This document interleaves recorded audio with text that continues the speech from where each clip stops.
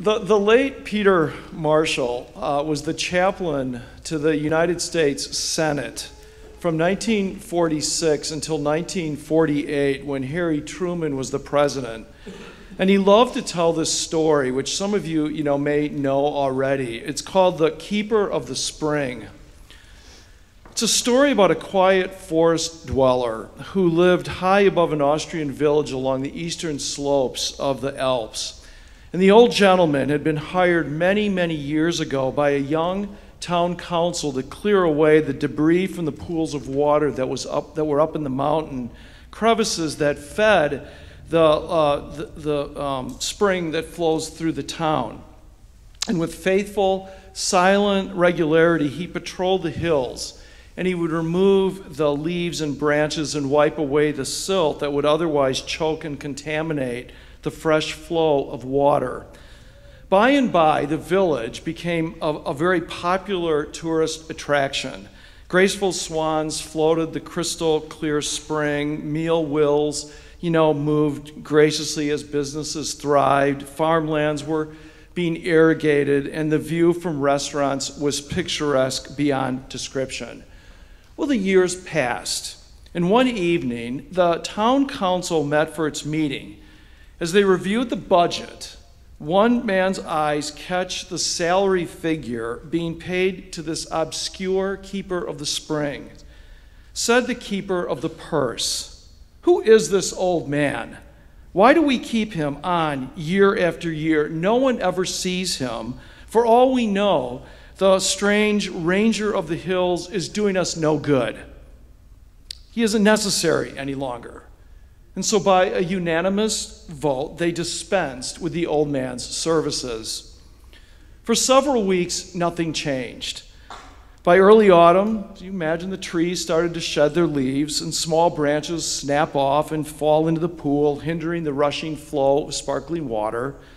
One afternoon, someone noticed kind of a slight yellowish-brown tint in the spring, and a couple days later, the water was much darker, and within a week, there was kind of a slimy film that covered sections of the water of the banks, and there was kind of this foul odor that started coming out of this kind of deadened water.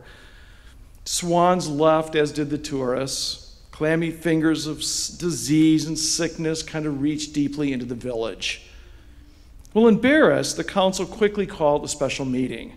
Realizing their gross error in judgment, they hired back the old keeper of the springs. And within weeks, the veritable river of life began to clear up. The wheels started to turn, and new life returned to the hamlet in the Alps again. Well, fanciful, as that little tale might be, the story is more than just an idle tale. It carries with it a vivid, relevant analogy directly related to the times in which we live.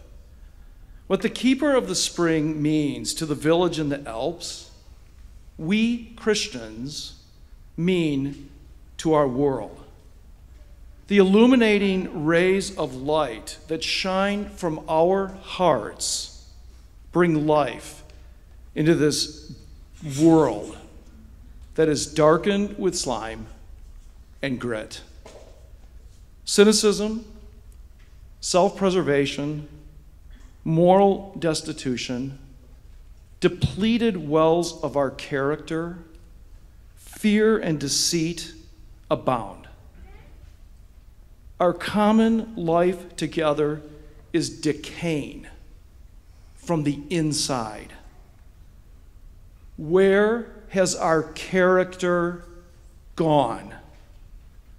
What has happened to integrity, to honesty, to self-control, to graciousness, to truth? Our village, my friends, is in sad and sorry shape.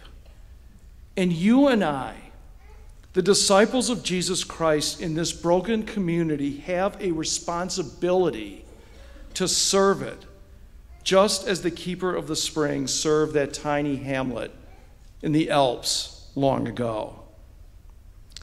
But how?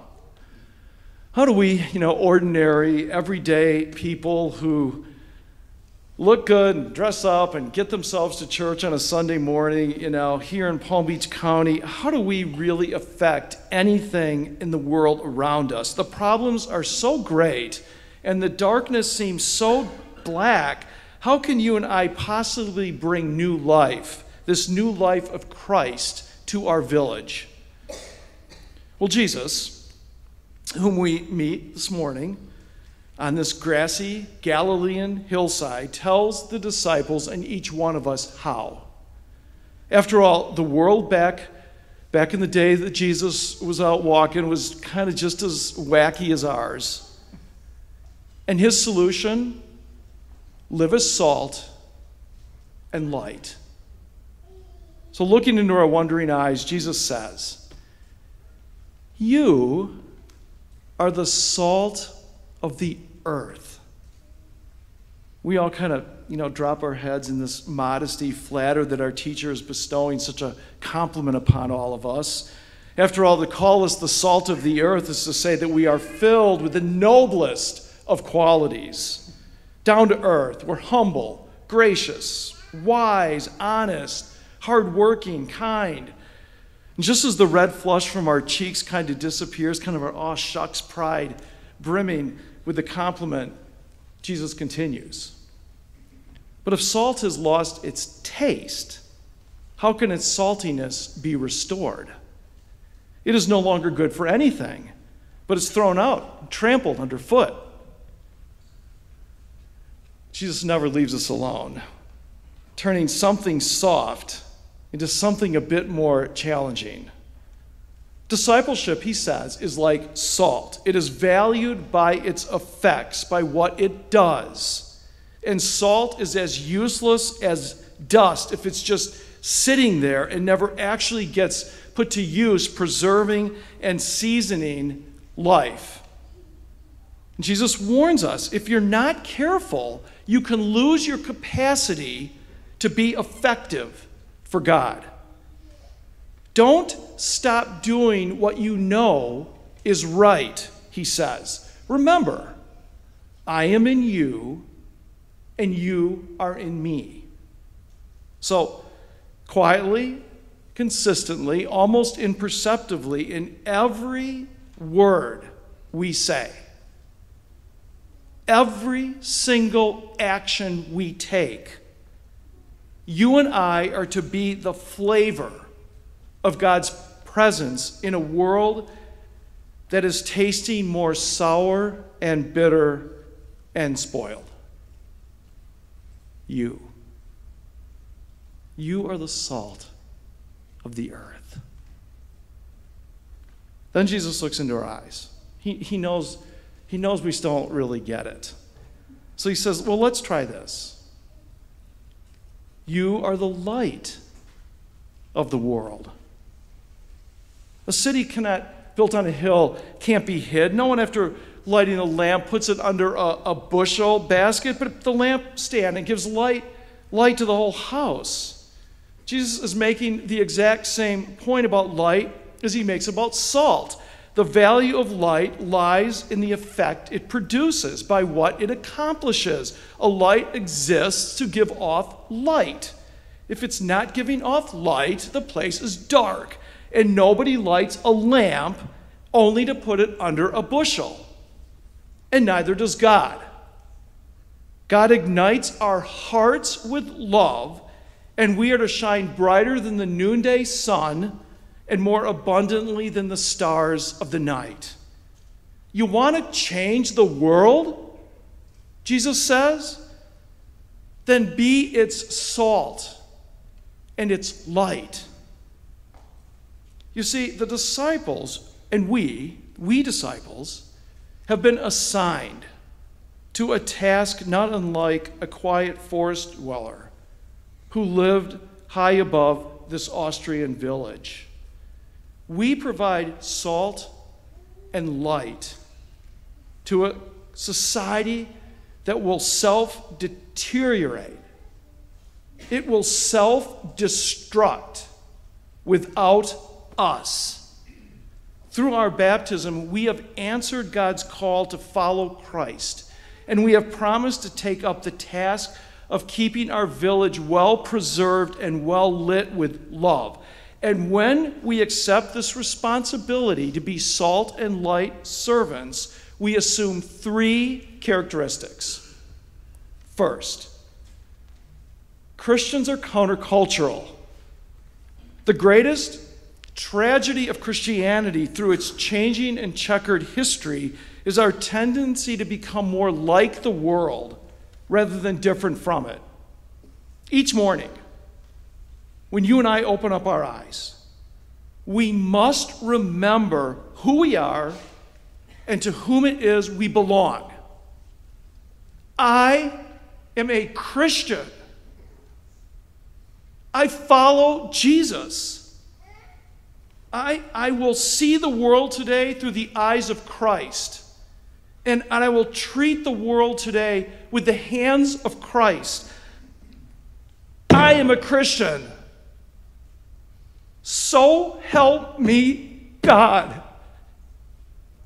Our values don't match the world's values. We are different. Love is our truth. Love is our way. Love is our life.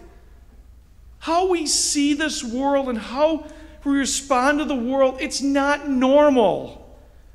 The life of a Christian, this life we choose to follow Jesus, always walks us against the prevailing winds of this age. Come on, as followers of Christ, we have promised over and over and over again to love our enemies, to pray for those who persecute us, to turn the other cheek, to go a second mile for the sake of one who is in need, to give to those who beg from us, to forgive as we are forgiven.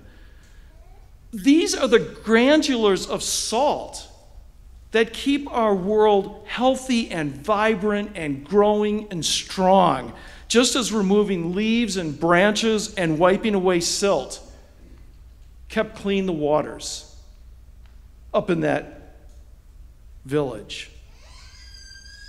Second, Christians take responsibility for our words and our actions. I am responsible for keeping my salt salty and my light lit. I am responsible to maintain my integrity, to match what I believe with what I say and what I do. And the only person I can manage is me. As I strive to love this crazy, mixed up, messed up world. And when I fail to love as Christ loves, I am responsible for the failure. Blaming others for my wrongdoing, for my fear, is not a virtue of Jesus Christ. Nothing is more light-filled and salty than these words. I have not loved you with my whole heart. I have not loved my neighbor as myself. I am truly sorry, and I humbly repent. Taking personal responsibility for things done and left undone is courageous. And it's completely countercultural. It always has been, and I suspect it always will be. And third, we're almost done. Christian power comes through humility. service. The world values power that originates from the top and looks down. Well, Christian values power by serving from the bottom and looking up. The quaint keeper of the spring wasn't ever seen or heard, but his role ultimately meant survival to that village. Humble, quiet, consistent care for others is the most powerful influence I know to a world that lords the haves over the have-nots. We all know that the smallest acts of love, a kind word, a helping hand, a joyful demeanor, a pension for the weak and the poor, a generous heart, an open hand, just telling the truth, they're like streams of light that flow through dark and stormy clouds. And such simple acts of love are the only way to change this world into God's likeness. We are different, you and I, who have been born again in those waters of that baptism. We do strive to take responsibility for our actions and our words, and we know that real power comes when we are on bended knees with servant hands and broken eyes and tears on our cheeks. These are the characteristics of salt and light disciples, the keepers of the spring. Our lives are to be inspiring to others because we're not like others. Our lives are to be beacons of light that beam atop like that Jupiter lighthouse we all pass dozens of times a week, guiding others through nasty storms and crashing waves and powerful tides and endless fogs. Our lives keep the springs of water flowing clean and clear so that no one thirsts or hungers or lives in darkness. You. And you. And you. And you. You are the salt. You're the salt of the earth. You're the light of the world. You're the keeper of the spring.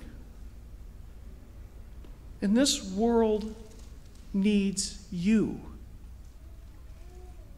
Because things in our village, my friends, are in sad and sorry shape.